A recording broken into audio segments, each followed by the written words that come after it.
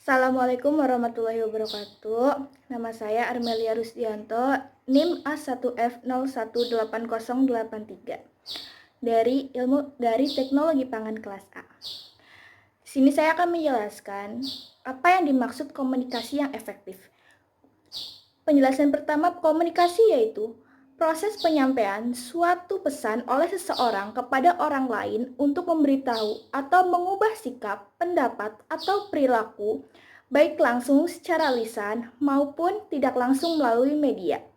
Di sini, komunikasi yang efektif adalah pertukaran informasi, ide, perasaan yang menghasilkan perubahan sikap sehingga terjalin sebuah hubungan baik antara pemberi pesan dan penerima pesan.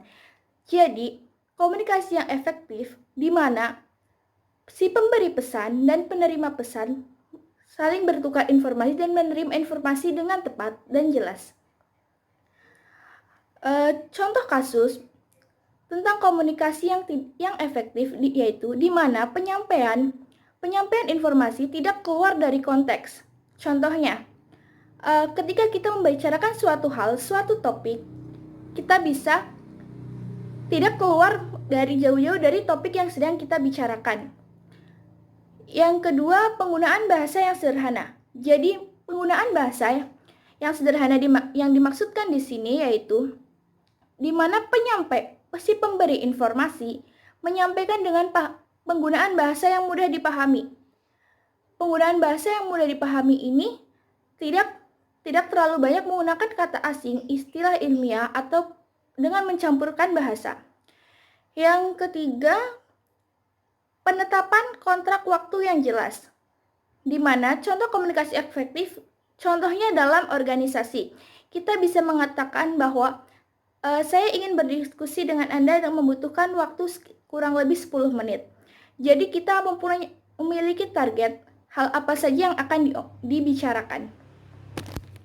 Sedangkan untuk komunikasi yang tidak efektif sendiri, yaitu penggunaan bahasa yang terlalu banyak. Penggunaan kalimat yang bertele-tele, di mana penyampaian informasi tidak tepat sesuai dengan apa yang ingin disampaikan.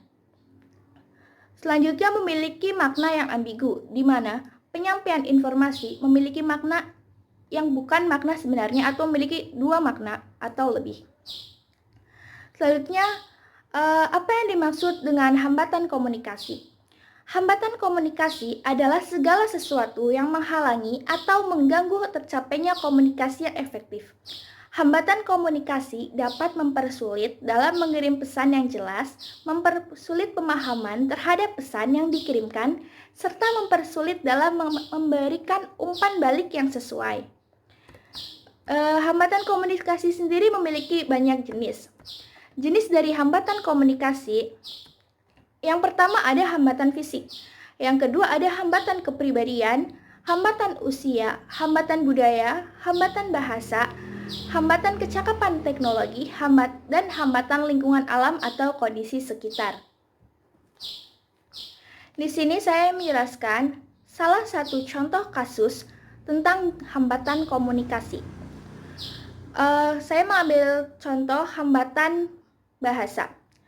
Contoh kasusnya yaitu ketika kita menyampaikan suatu sosialisasi atau penyampaian suatu informasi ke daerah-daerah di pedesaan, mungkin penyampaian informasi yang kita sampaikan kurang dapat diterima oleh masyarakat di sana, di mana adanya perbedaan bahasa antara suatu desa dengan desa lainnya atau suatu daerah dengan daerah lainnya, sehingga dapat menghambat komunikasi yang efektif karena adanya perbedaan bahasa tersebut. Contoh lainnya, pada hambatan bahasa ini, di mana lingkungan yang satu dengan lingkungan yang lainnya atau daerah satu dengan daerah lainnya memiliki perbedaan bahasa, sehingga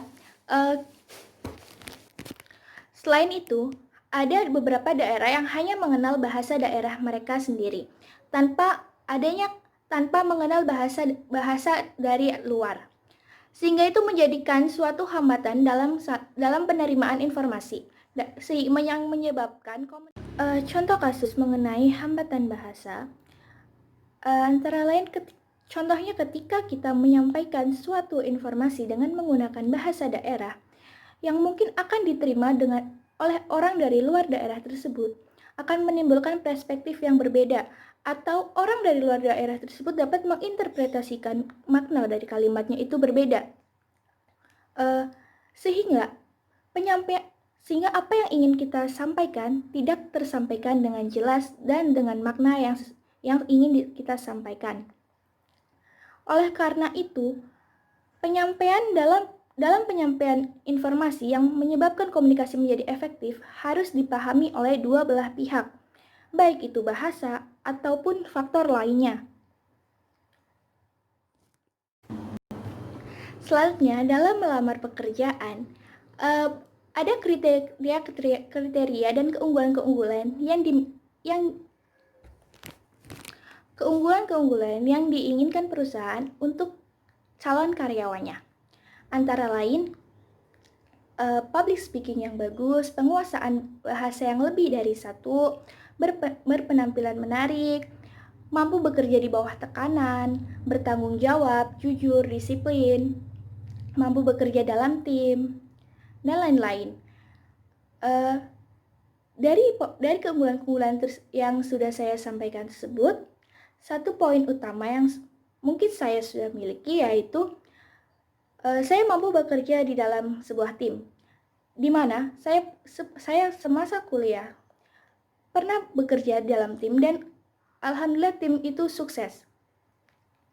Lalu poin utama yang belum ada pada diri saya mungkin penguasaan bahasa yang lebih dari satu, di mana